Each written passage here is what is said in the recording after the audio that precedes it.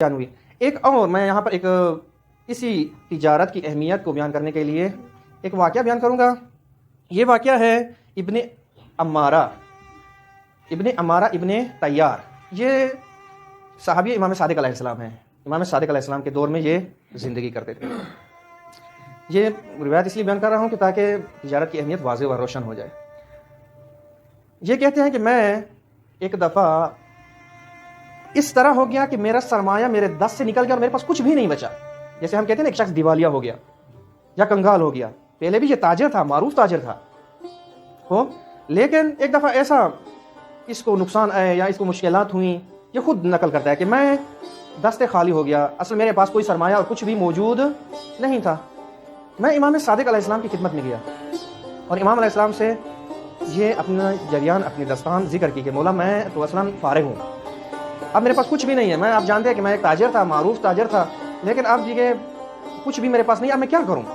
تو امام علیہ السلام نے فرمایا کہ جاؤ اور اپنی دکان کھولو، اور جیسے آج کل تو کرسیاں ہیں نا، اس وقت مثلا جو بھی چیز ہوتے تھے، جو وسائل ہوتے تھے، اس کو بچھاؤ، ترازو رکھو اور رزق کی تلاش میں بیٹھ جاؤ۔ یہ کہتا ہے کہ میں نے ایسا ہی کیا۔ میں نے آگے یہ نہیں کیا کہ میرے پاس کچھ بھی نہیں ہے، خالی ترازو کیا ہوگا، ٹھیک ہے، ادھر کوئی کسٹمر آئے گا تو اس کو میں کیا دوں گا بلاخر۔ لیکن چونکہ امام نے مجھے یہ کہا کہ جاؤ دکان کھول لو اور اپنا ترازو رکھو، اپنا مثلا قالین ہو، بچھوڑا ہو، بسات ہو، جو بھی ہے اس کو بچھاؤ اور بیٹھ جاؤ رزق کی تلاش میں۔ یہ کہتا ہے میں نے ایسا ہی جا کے کر دیا، دکان کھول دی۔ جو دکان میری دیوالیہ ہو گئی تھی، خالی ہو گئی تھی، اور وہاں پر میں نے ترازو رکھ کے بیٹھ گیا۔ تو آس پاس والے جتنے بھی بازرگان تھے، جتنے بھی تاجر تھے، جتنے بھی مغازہ دار تھے، انہوں نے دیکھا کہ تعجب کیا کہ اس کے پاس کچھ بھی نہیں ہے، تو یہ دکان کھول کے کیوں بیٹھا ہے، بلاخر اس نے کیا بیچنا ہے؟ میں یہ اپنے الفاظ میں بیان کر رہا ہوں، اس روایت میں نہیں ہے کیا اس نے ترازو تو نہیں بیچنا ہے، یا مطلب کوئی وہی جس چیز پہ بیٹھا ہے اس کو تو نہیں بیچنا ہے۔ بہرحال سارے متعجب تھے۔ کہتے ہیں کہ اسی اثنا میں ایک شخص آیا اور اس نے مجھے کہا کہ آپ تاجر ہیں تو آپ میرے لیے لباس خرید کر مجھے دے سکتے ہیں۔ تو ظاہر سی بات ہے، تاجر بغیر پیسے کے تو کوئی کام کرتا نہیں ہے۔ یہ ذہن میں آپ کے بھی رہے، یہ دو تاجر ادھر بیٹھے ہیں، تاجر تو کوئی پیسے کے بغیر کام نہیں کرتا۔ کہتا ہے کہ اس کو میں نے کہا ٹھیک ہے، آپ کو میں لباس خرید کر دے دیتا ہوں۔ تو کہتا ہے کہ میں نے اس کو لباس وغیرہ خرید کر دیے جو اس کی ضرورت تھی، اور اس سے میں نے اپنا حق زحمت لے لیا۔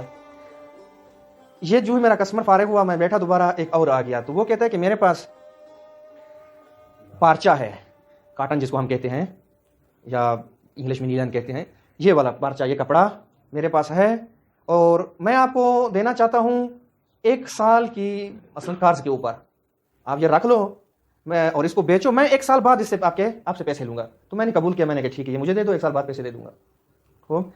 تو بہرحال وہ چلا گیا۔ جو ہی چلا گیا تو فوراً ایک اور تاجر آ گیا، کہتا ہے کہ نصف میں نقد پہ خریدتا ہوں، یہ جو آپ کو دے کر گیا ہے آدھا میں نقد خریدتا ہوں، اس کی قیمت کیا ہے؟ تو کہتا ہے کہ اس کو میں نے آدھا بیچ دیا اور آدھا میرے پاس رہ گیا، اور یہی میرا سرمایہ، یعنی وہ جو اب کتنی مقدار میں وہ کاٹن کا کپڑا تھا نہیں معلوم، خوب یہی میرا سرمایہ میرے پاس سال رہا، یعنی وہ جو میں اسی پہ خرید و فروش کرتا رہا۔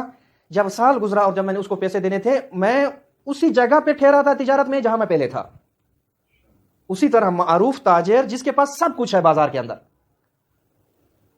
یعنی دیکھیں، اب یہ ایک روایت ہے اور امام نے جو اس کو ایک روش دی ہے۔